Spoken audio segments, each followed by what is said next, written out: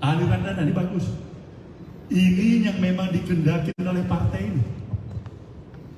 Partai ini menginginkan transparansi yang seutuhnya. Sekali lagi saya katakan, transparansinya seutuhnya. Periksa seluruh kemungkinan. Dua sekjen Nasdem jadi tersangka korupsi, tapi masih ragu Surya Paloh bubarkan Nasdem.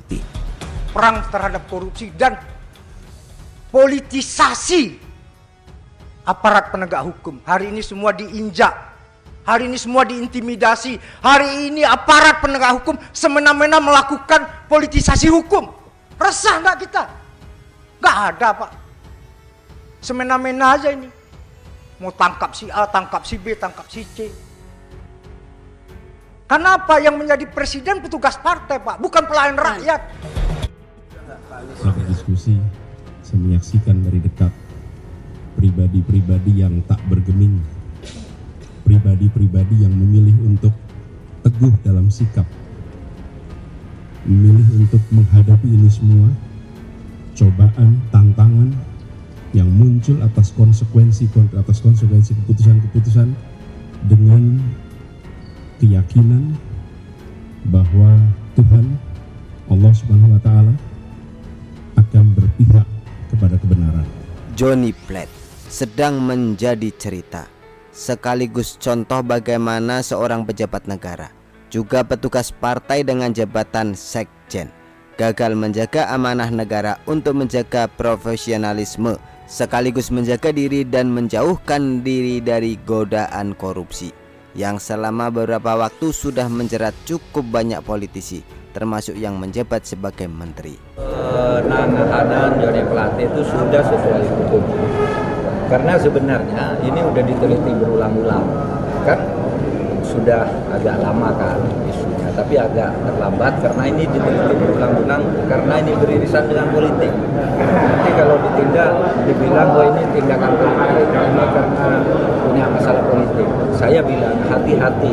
Tetapi kalau bukti sudah cukup jangan ditunda, karena kalau menunda penetapan tersangka itu salah juga secara hukum. Tertangkapnya Johnny Plate yang merugikan negara senilai 8 triliun rupiah juga mengingatkan kita akan peristiwa serupa pada 2015 silam yang juga melibatkan sekjen Partai Nasdem, partai politik yang dipimpin sekaligus didirikan oleh Surya Paloh. Tidak layak Partai Nasdem dipertahankan, kata Surya Paloh usai membuka acara pembekalan caleg Partai Nasdem pada Juni 2015 lalu. Pernyataan itu keluar seiring janji Paloh bahwa dirinya akan membubarkan Nasdem jika ada kader yang korupsi. Apesnya, tak lama setelah janji itu terucap, sekjen Nasdem bernama Patrice Rio Capella justru ditetapkan sebagai tersangka oleh KPK. Capella jadi tersangka untuk perkara pengamanan kasus bansos dengan menerima suap 200 juta rupiah dari Gubernur Sumut nonaktif Gatot Pujo Nugroho. Namun, publik se-Indonesia tahu bahwa janji Surya Paloh hanya omong kosong, karena sampai kasus Johnny Plate terjadi, Partai Nasdem masih belum ada tanda-tanda dibubarkan. Bahkan kini masih ada di koalisi pemerintahan Presiden Jokowi dan Ma'ruf Amin sejak 2019 silam. Padahal kalau dipikir angka korupsi yang melibatkan Johnny Plate diperkirakan merugikan negara sampai 8 triliun loh. Bukan orang kecil itu. Juga mustahil rasanya kalau korupsinya dilakukan demi kepentingan pribadi. Jika lantas ada dugaan bahwa korupsi proyek BTS ala Johnny Plate ini ada sebagian uang yang mengarah ke partai asalnya, bukan diduga dipergunakan sebagai dana kampanye Pilpres 2024 yang bahkan tahapan resminya belum dimulai, tidak bisa disalahkan juga, meskipun masih perlu dibuktikan saat persidangan nanti.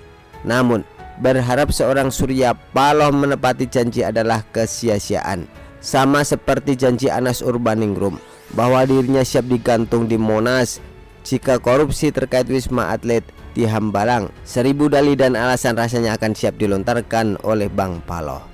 Janganlah membubarkan partai, mungkin bersikap tegas dan meminta kadernya itu bertanggung jawab dan takkan pernah memakainya lagi setelah bebas masih menjadi tanda tanya besar. Sebenarnya bagus juga sih kalau misalnya pura-pura bubarkan partai terus nanti dibikin lagi yang baru. Cuma usulan saya, jangan pakai kata nasional, kalau mau bikin nama partai baru. Karena percuma saja mengaku partai nasionalis, tapi sekarang mendukung sosok yang pernah diuntungkan, tapi diam saja saat politik identitas digencarkan hanya demi meraih kursi empuk sebagai DKI 1, atau mau pakai nama Partai Perubahan Reborn. Begitulah kura-kura. Artikel diambil dari show.com, ditulis oleh Witoto SP. Bagaimana menurut Anda?